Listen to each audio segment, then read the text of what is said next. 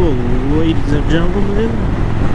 This is your host with the most boring YouTube channel, Lord Culprit. Now that we got that sucky intro out of the way, today's gonna be a quick video. In response to my other video talking about things that I dislike about my Harley, I'm gonna start with talking about what I like. With that being said, this is going to be in zero order, as I didn't really think of an order. I just have several things I like about it.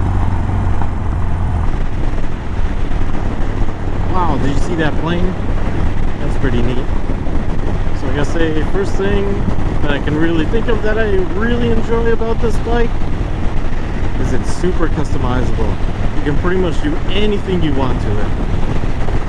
Before I get into that explanation, let's get a tunnel exhaust. Oh yeah.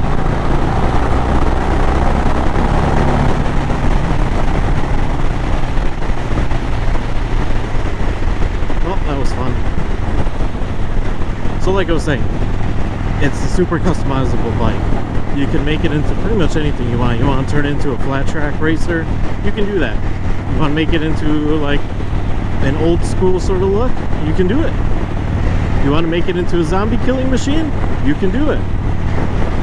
Although a Harley probably isn't the best pick of bike for a zombie killing machine since they're a little loud.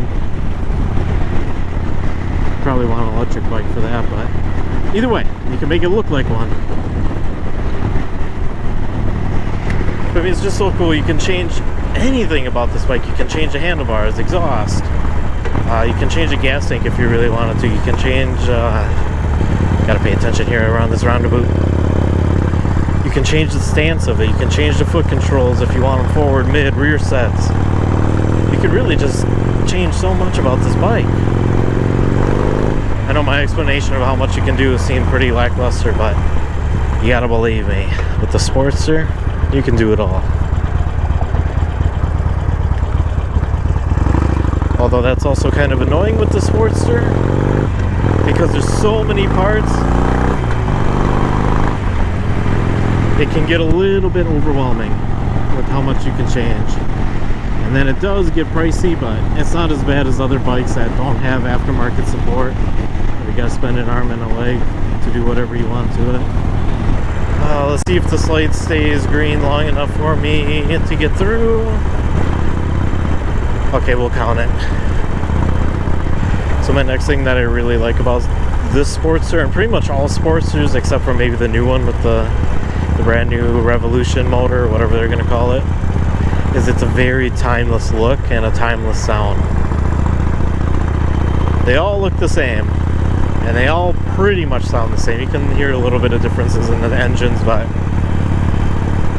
it's got that Harley sound. Some of the bigger bikes, the newer ones, don't have that very specific Harley sound. And there's nothing wrong with the different sound. It's just, you know this is a Harley when it goes by. Not only by the sound, but the looks too. It's a good looking bike. You've seen it in the last video. I'm not going to get off the bike and show you because this is going to be a quick ride, and I'm just trying to make my destination and not make it as long as possible because I am hungry. I really want wings. I'm not going to get wings, but I really want wings. This bike, it's so much fun to ride. There's some bikes that are fun, but they don't have a character to them. Sportsters have this character to them that you know that they're not really good motorcycles in terms of handling or power or fuel mileage or all this other junk. No technology. But it's just good. It works. It's simple, it's minimalistic. I didn't say that word exactly right, but at least I didn't say a really bad hello, Ossifer. I've had a very long day, so excuse the tone and the lack of enunciation. And hey, look, Corvette. I had a C4, 2 C4s. So sorry for whatever I was going to say. Hopefully it makes sense to you. I lost the train of thought.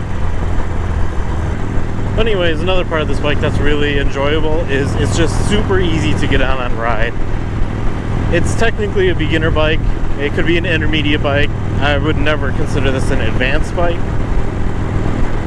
But with the Sportster 1200, anybody could get on it after riding their motorcycle safety course and be confident on it. It's not overly heavy. It's not powerful whatsoever, so you're not going to like whiskey throttle and scare yourself. One of the weird things about motorcycles is you could get on a bike and you know that it's really, really good, but you might not be drawn to it. Whether it be the ergonomics of the bike, maybe just the look of the bike, could be anything. You just don't have that bond with motorcycle where you could get on a crappy bike and now you have this bond. And I want to say that's what I got with Sportsters. I have this weird bond with them. It sounds really weird saying that you got a bond with the machine, but it's just the way it is. You have a bond with your machine. I remember with my FZ07, I love that bike. That was a fun bike. Hello. And it was great. I'll recommend that bike to anybody as their second or third bike. But for me, I didn't have that exact bond with it that made me want to experience it over and over and over and over again. I rode it and then I got bored and then I moved on. Personally, I don't think I'll ever buy another FZ07. Maybe the 09 I would do. Maybe the 10, but I'm afraid I'd have the same thing where it's like, yeah, this is fun for now, but I'm 100% going to replace you with something different.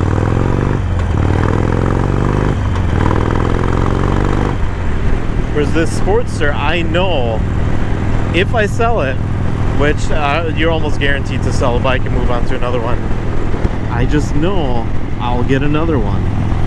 Whether it be an older one with a carburetor or another fuel injected one.